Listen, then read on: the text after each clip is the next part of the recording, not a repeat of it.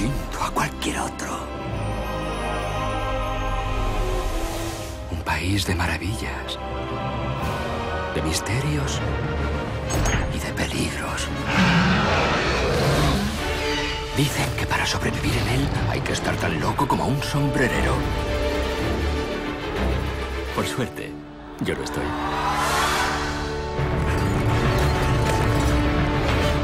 Alicia, llegas tarde, ¿lo sabías? Traviesa. Esto es imposible. Solo si crees.